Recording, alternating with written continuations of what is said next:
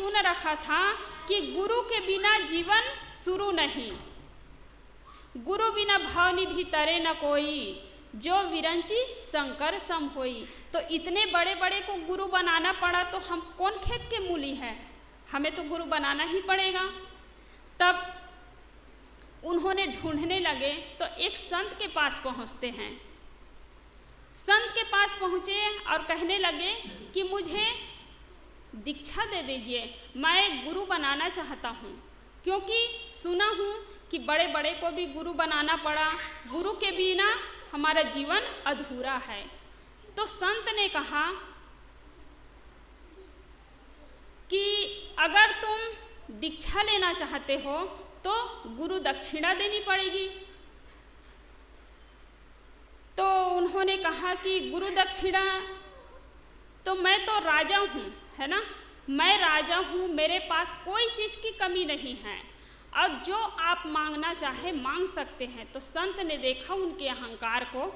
संत जो होते हैं रुपये पैसे नहीं मांगते हैं, संत कभी नोट नहीं मांगते हैं, संत केवल खोट मांगते हैं। और खोट यदि निकल जाता है तभी आदमी का कल्याण होता है, तभी आदमी की मुक्ति होती है, दुखों से मुक्त हो सकता है। तो संत ने देखा कि इनके अंदर तो इतना अहंकार भरा हुआ है। संत ने कहा कि मुझे धन संपत्ति रुपये पैसे कुछ भी नहीं चाहिए, मुझे एक ऐसे चीज़ दो जो संसार में बिना काम का हो। तो उन्होंने कहा कि ये तो बहुत सरल चीज़ है, ये तो सहज ही मिल जाने वाले हैं। तो वहाँ वही ढूंढने के लिए निकला, कोई ऐसे चीज़ हो जो बिना काम का हो। तो निकला तो वही रास्ता चलते हुए जा रहा था, तो एक छोटा सा पत्थर जो उसके पैर में ठोकर लगा, तो वह समझ गया कि ये बिना काम का है, ये पत्थर जो है बिना काम का है, इसी को उठा लेता हूँ और गुरु के चरणों में समर्पित कर देता हूँ। तो फिर पत्थर से आवाज़ आती है कि मूर्ख, तुम मुझे कैसे बिना काम का समझ लिया? अरे मूर्ख, मैं ही तो तुम्हारे मंदिर का भगवान हूँ, है ना। पत्थर से आवाज़ आती है कि मैं ही मंदिर का भगवान हूँ। मैं यदि किसी शिल्पकार के हाथ में लग जाता हूँ तो लोग मंदिर में बिठाते हैं, भगवान बनाते हैं शिल्पकार और मंदिर में बिठाते हैं और बिठा करके लोग पूजा करते हैं। और तुम कैसे समझ लिए कि मैं बिना काम का हूँ?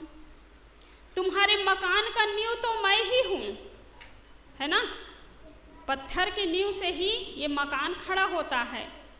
तुम्हारे मकान का नींव तो मैं ही हूँ और मुझ में ही पीस करके तुम आटा जो रोटी खाते हो तो पत्थर में पीस करके ही, जो चक्की होते हैं ना, पत्थर लगा होता है उसमें। तब कहने लगे कि तुमने कैसे कह दिया कि मैं बिना काम का हूँ? तो वह समझ गया। फिर आगे बढ़ता है तो एक सूखी लकड़ी मिलती है उसको, सूखी लकड़ी मिलती है तो सूखी लकड़ी को उठाने लगा, यही बिना काम का है। तो लकड़ी से आवाज़ आती है कि अरे मूर्ख, तुम मुझे कैसे बिना काम का समझ लिया?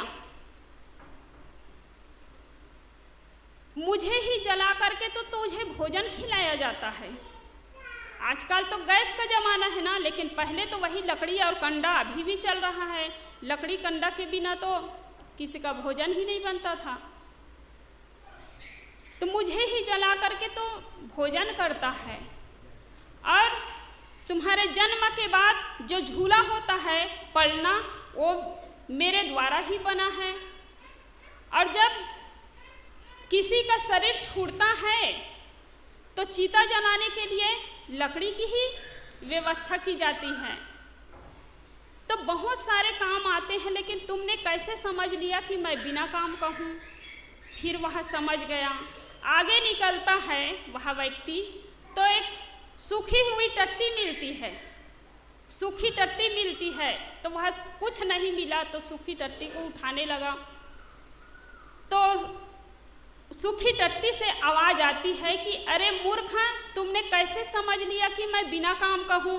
मैं ही तो तुम्हारे फसल की जान ही हूँ, है ना। बिना खाद के किसी का फसल होने वाला नहीं है, और तुम मुझे बिना काम का समझ लिया। तो ऐसे उस व्यक्ति को कोई ऐसी चीज़ नहीं मिली जो बिना काम का हो।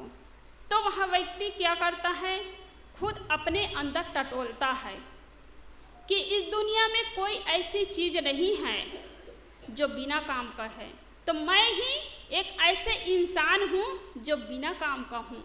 तो वह लौट करके आता है और गुरु के चरणों में अपने को समर्पित करता है और कहता है कि गुरुदेव, मैं ही इस दुनिया में एक ऐसा आदमी हूँ जो बिना काम का हूँ। मैं ढूंढने के लिए निकला तो मुझे कोई ऐसी चीज़ नहीं मिली जो बिना काम का हो, तो मैं ही हूँ। तब संत जी समझ गए कि इनका अहंकार टूट गया, दूर हो गया। तब उनको दीक्षा दिए, अपने शिष्य बनाए। तो गुरु के सामने जा कर के हम अहंकार लिए बैठे रहें, तब उनके ज्ञान, उनके आचरण को हम ग्रहण नहीं कर सकते हैं। तो हमारा ये सौभाग्य है कि आज हमें सच्चे गुरु मिले हैं, सही रास्ता मिला हुआ है, और उस सही रास्ता पर हम चले तभी हमारा ये कल्याण हो सकता है। तो गुरु पूर्णिमा मना रहे, हमारे जीवन में पूर्ण सद्गुरु मिले हैं। जाको सद्गुरु ना मिला, व्याकुल दहु दिस धाय, आँख न सूझे बावरा, घर जरे घूर बुताए। जिनको सद्गुरु नहीं मिले वो क्या करते हैं, घर में तो आग लगी है लेकिन घूर में पानी डालने के लिए जाता है। परमात्मा सबके भीतर बैठा हुआ है, आत्मा रूप परमात्मा, लेकिन उसको नहीं पहचानता है। तो कोई नदी में जाकर पूजा कर रहा है, कोई पहाड़ की पूजा कर रहा है, कोई पत्थर की पूजा कर रहा है।